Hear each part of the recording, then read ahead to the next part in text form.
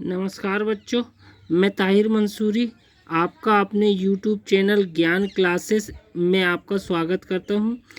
आज हम कक्षा 12वीं विषय लेखा शास्त्र की जो इकाई 6 रह गई थी, बाकी सब इकाइयों को हमने अपलोड कर चुका है। उसके लघु उत्तरीय और दीर्घ उत्तरीय प्रश्नों को हल कर दिया है और उसके साथ हमने सवालों को भी हल कर दिया है। केवल ये अकाउंट की अर्थात लेखा शास्त्र की अंतिम इकाई रह गई है। इसमें हम आज इस इकाई को पूर्णतः कंप्लीट कर देंगे। तो आइए शुरू करते हैं अपने वीडियो को। इस इकाई का नाम इकाई 6 है, कंपनी के वित्तीय विवरण, वित्तीय विवरणों का विश्लेषण, लेखांकन अनुपात। इस इकाई में 1 अंक वाले 3, 2 अंक वाले 3 और 4 अंक वाला 1 और 5 अंक वाला 1 प्रश्न आएगा। तो आइए इसके शुरू करते हैं प्रश्नों को। तो सबसे पहले शुरू करते हैं अति लघुत्तरीय प्रश्नों क्रमांक 1। पहला है, दीर्घकालीन ऋण से क्या आशय है? दीर्घकालीन का आशय जो होता है वो लंबी अवधि होता है, अर्थात लंबे समय के लिए जो ऋण लिया जाता है जिसकी अवधि 3 या 5 वर्ष से अधिक होती है उसे हम दीर्घकालीन ऋण कहते हैं। दूसरा प्रश्न दिया गया है, वित्तीय विवरणों के विश्लेषण से आपका क्या आशय है? तो वित्तीय विवरण का आशय जो होता है वो सूचनाओं का आलोचनात्मक मूल्यांकन करना होता है। इसमें जहाँ तक निशान लगा है कृपया कर बच्चे उसे वहीं तक निशान लगाकर पढ़ लें। तीसरा प्रश्न दिया गया है, समाकार विवरण क्या है? समाकार विवरण के अंतर्गत लिखी जाने वाली मदों को किसी एक मद से संबंधित कर उन्हें प्रतिशत के रूप में व्यक्त किया जाता है। समाकार विवरण का एक सूत्र भी दिया गया है कि आय की मद बराबर से आय की व्यक्तिगत मदें गुणित 100 बटे कुल विक्रय। अगला प्रश्न दिया गया है, बेचे गए माल की लागत किस प्रकार ज्ञात करते हैं? तो बेचे गए माल की लागत को निम्न प्रकार ज्ञात किया जा सकता है। बेचे गए माल की लागत बराबर से उसमें प्रारंभिक स्टॉक धन क्रय संबंधित व्यय अर्थात प्रत्यक्ष व्ययों को जोड़ा जाता है और उसमें से अंतिम स्टॉक को घटा दिया जाता है।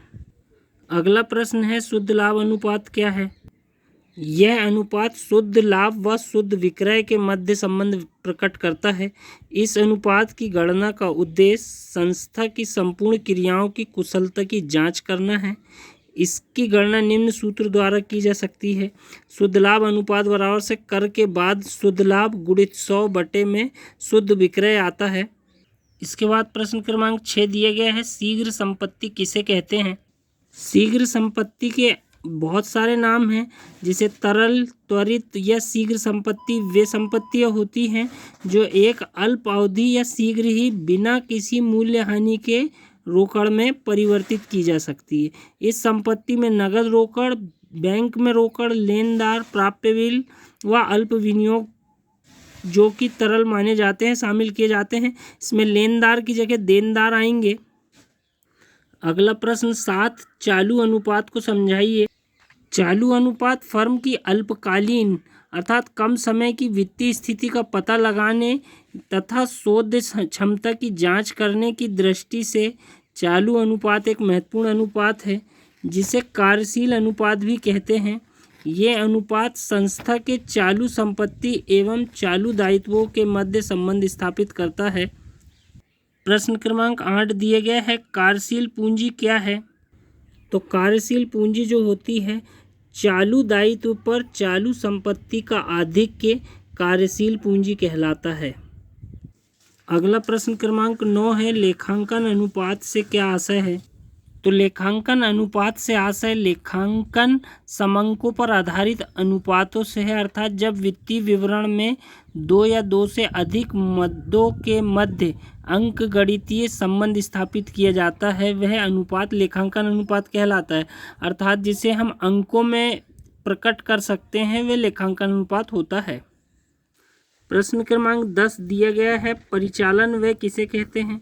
परिचालन व्यय को ही संचालन व्यय कहते हैं। तो देखते हैं इसे हम कैसे हल करेंगे। तो चौथा पॉइंट जो दिया गया है संचालन व्यय, ये व्यय ये व्यवसाय के अप्रत्यक्ष व्यय होते हैं। इनमें प्राय निम्न व्यय शामिल किए जाते हैं: कार्यालय एवं प्रशासनिक व्यय, विक्रय एवं वितरण व्यय, दी गई कटौती, अप्राप्त ऋण प्रावधान एवं अल्पकालीन ऋण पर ब्याज, ये संचालन व्यय कहलाते हैं। 11वां क्वेश्चन दिया गया है, ऋण समता अनुपात क्या है? यह अनुपात फर्म की दीर्घकालीन अर्थात लंबे समय की वित्तीय स्थिति का निर्धारण करता है। यह दीर्घकालीन ऋणों एवं समता में संबंध स्थापित करता है। इसे निम्न सूत्र के द्वारा ज्ञात किया जा सकता है: समता अनुपात बराबर से दीर्घकालीन ऋण बटे अंशधारी कोष। इसके बाद हम दीर्घ उत्तरीय एवं निबंधात्मक प्रश्नों की ओर चलेंगे। तो इसका पहला क्वेश्चन है, अनुपात विश्लेषण के उद्देश्य लिखिए। तो विद्यार्थी इसमें छोटे छोटे और सरल पॉइंटों को पहले अपने ध्यान से पढ़ ले। तो इसमें पहले चौथे नंबर का पॉइंट लिखें, पूर्वानुमान में सहायक। लेखांकन अनुपातों से व्यवसाय के महत्वपूर्ण क्षेत्रों में पूर्वानुमान लगाने में सहायता मिलती है। तुलनात्मक अध्ययन अर्थात दो फर्मों का आपस में एक दूसरे से तुलना की जा सकती है। अगला पॉइंट तरलता स्थिति का ज्ञान है। तो तरलता का आशय यही होगा कि नगद रूप में कैसे फर्म के पास पैसा आ रहा है या जा रहा है। अगला है व्यवसाय की कमजोरियों का पता लगाने में सहायक। तो लेखांकन अनुपात व्यवसाय की कमजोरियों का पता लगाने में सहायक सिद्ध होता है। इसके बाद संभावनाओं की खोज करना। तो लेखांकन अनुपात के विश्लेषणों का उद्देश्य इस बात की जानकारी प्राप्त करना है कि किन किन क्षेत्रों में लाभ कमाने की अधिक संभावनाएं हैं। अगला प्रश्न है, वित्तीय विश्लेषण की सीमाएं लिखिए। इसका पहला पॉइंट है, परिणाम अविश्वसनीय। वित्तीय विश्लेषण वित्तीय परिणामों पर आधारित होते हैं। यदि वित्तीय विवरण में दिए गए आंकड़े अशुद्ध है तो वित्तीय विश्लेषण द्वारा दिए गए परिणाम भी अशुद्ध होंगे, अतः इन पर आधारित लेखांकन अनुपात विश्वसनीय नहीं होते हैं। दूसरा पॉइंट दिया गया है, गुणात्मक विश्लेषण का अभाव।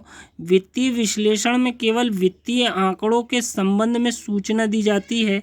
व्यवसाय के गुणात्मक पहलू तथा भावनाओं का कोई स्थान नहीं होता, जैसे कर्मचारियों की संतुष्टि, प्रबंधन की कुशलता पर ध्यान नहीं दिया जाता है। तीसरा है, अपूर्ण सूचनाओं पर आधारित। वित्तीय विश्लेषण के परिणाम प्रतिशत में व्यक्त किए जाते हैं, अतः व्यवसाय के विस्तार तथा विशालता का कोई महत्व नहीं होता है। चौथा है, परिणामों का सत्यापित न होना। वित्तीय विश्लेषण से लेखांकन अनुपात ज्ञात किए जाते हैं, लेकिन ऐसा कोई अनुपात स्थापित नहीं किया गया है। अगला है, सार्वभौमिकता का अभाव। सार्वभौमिक मतलब सभी स्थानों पर लागू हो, ऐसा जरूरी नहीं है। वित्तीय विश्लेषण का कार्य अनेक संस्थाएं अपने हितों को ध्यान में रखकर करती है, अर्थात अलग अलग स्थानों तथा व्यावसायिक संस्थानों में अपने अनुसार लेखांकन शब्दावली का प्रयोग किया जाता है। तीसरा प्रश्न है, वित्तीय विश्लेषण की प्रमुख तकनीकें लिखिए। तो वित्तीय विश्लेषण की तकनीक, उपकरण एवं साधन के अंतर्गत ये प्रकार दिए गए हैं। पहला तुलनात्मक पत्रक है, समाकार विवरण है, प्रवृत्ति विश्लेषण है, अनुपात विश्लेषण है, रोकड़ विश्लेषण है, कोष प्रवाह और सम विच्छेद बिंदु है। इन पॉइंटों को थोड़ा थोड़ा विद्यार्थियों को समझाना पड़ेगा। अगला प्रश्न दिया गया है, वित्तीय विवरणों की उपयोगिता लिखिए। इसके अंतर्गत पहला दिया गया है, प्रबंधक वित्तीय विवरणों के आधार पर व्यवसाय से संबंधित सूचनाएं प्राप्त करते हैं तथा भविष्य के लिए नीति का निर्धारण करते हैं। दूसरा है, विनियोक्ताओं में अंशधारी और ऋणपत्रधारियों को शामिल किया जाता है। अंशधारियों का मुख्य उद्देश्य विनियोजित धन की सुरक्षा तथा उस पर पर्याप्त आय प्राप्त करना होता है। अगला है, लेनदार। तो लेनदार जो वस्तु और सेवाओं को साख पर प्रदान करते हैं। अल्पकालीन ऋणदाता लेनदार होते हैं। वे वित्तीय विवरणों के विश्लेषण से व्यवसाय की तरलता की जानकारी प्राप्त करते हैं। इसके बाद बैंक एवं अन्य ऋणदाता संस्थाएं भी हैं और कर्मचारी और श्रम संघ भी इसके अंतर्गत आते हैं, जिन्हें वित्तीय विवरणों की आवश्यकता होती है। इसके बाद अगला क्वेश्चन दिया गया है, एक अच्छे वित्तीय विवरण के गुण लिखिए। तो इसके अंतर्गत तैयार करने में सरलता, वित्तीय विवरण का आकार, प्रारूप एवं विषय सामग्री इस प्रकार होनी चाहिए जिसे सरलता से तैयार किया जा सके। दूसरा, शुद्धता एवं विश्वसनीयता होनी चाहिए। तीसरा है बोधगम्यता, और चौथा है तुलनात्मकता, और पांचवा शीघ्रता, पूर्णता और अनुरूपता। ये इसके पॉइंट दिए गए हैं, तो बहुत आसान है इसे याद करना। इसके बाद अगला जो प्रश्न दिया गया है छठवां, कंपनी अधिनियम 2013 के अनुसार कंपनी के चिट्ठे के संपत्ति पक्ष की मदें लिखिए। तो इसमें संपत्तियों की मदों को पूछा गया है। तो संपत्तियों की जो मदें हैं उसे दो भागों में बांटा गया है। पहला गैर चालू संपत्ति है और दूसरा चालू संपत्ति है। तो गैर चालू संपत्तियों से आशय उन संपत्तियों से होता है जो चालू संपत्ति नहीं होती है। गैर चालू संपत्ति के अर्थ को समझने से पूर्व चालू संपत्तियों को समझना अनिवार्य होता है। और उसके बाद चालू संपत्तियां हैं। तो 2013 अनुसूचित 3 के अनुसार किसी भी संपत्ति को चालू संपत्ति तभी माना जाएगा जब वह निम्न में से किसी एक शर्त को पूरा करती है। गैर चालू संपत्ति में मूर्त संपत्तियां आती हैं, जैसे भूमि, भवन, मशीन, फर्नीचर, वाहन आदि। अमूर्त संपत्ति जिन्हें न देखा जा सकता है न छुआ जा सकता है, जैसे ख्याति हो गया, ब्रांड हो गया, ट्रेडमार्क, कंप्यूटर सॉफ्टवेयर, पेटेंट, ये आदि अमूर्त संपत्तियां होती है। उसके बाद पूंजीगत कार्य प्रगति पर और विकासाधीन अमूर्त संपत्तियां, ये सब गैर चालू संपत्तियां होती है। इसके बाद चालू संपत्तियां वे संपत्तियां होती है जो 1 वर्ष या उससे कम समय के लिए ली जाती है, चालू संपत्तियां होती है। इसके अंतर्गत जो पॉइंट दिए गए हैं, चालू निवेश, समता प्रपत्रों में निवेश, पूर्वाधिकार अंशों में निवेश, सरकारी या ट्रस्ट प्रतिभूतियों में निवेश। और उसके बाद बी नंबर पे स्टॉक व रहतिया चालू संपत्ति कहलाता है, जैसे कच्चा माल, चालू कार्य, तैयार माल, व्यापार स्टॉक, व्यापारिक प्राप्य, नगद एवं नगद तुल्य संपत्तियों को चालू संपत्तियों के अंतर्गत शामिल किया जाता है। इसके बाद प्रश्न क्रमांक 7, कंपनी अधिनियम 2013 के अनुसार कंपनी के चिट्ठे के दायित्व पक्ष की मदों को समझाइए। तो दायित्व की मदों के अंतर्गत पहला पॉइंट अंशधारकों या शेयरधारकों की निधि है। दूसरा पॉइंट आवंटन के लिए लंबित शेयर आवेदन धनराशि है।